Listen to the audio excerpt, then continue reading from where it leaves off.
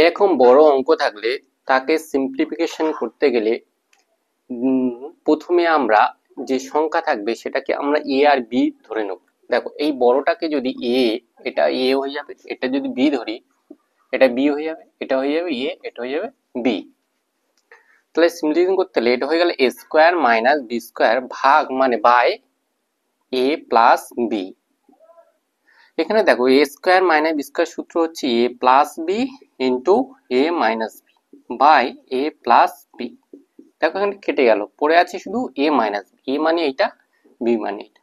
এ মানে হচ্ছে 1 plus 1/10 plus 1/10 minus B মানে হচ্ছে এটা 1/10 প্লাস 1/10।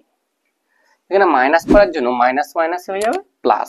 দেখো এই দুটো কেটে যাচ্ছে, এই দুটো 2 ইন্টু 1/10 প্লাস 1/10, 2 ইন্টু এটা লসও করে নাও 100 প্লাস 1/10, তাহলে উত্তর হয়ে গেল 2 ইন্টু 10/101, তাহলে হচ্ছে 20/101।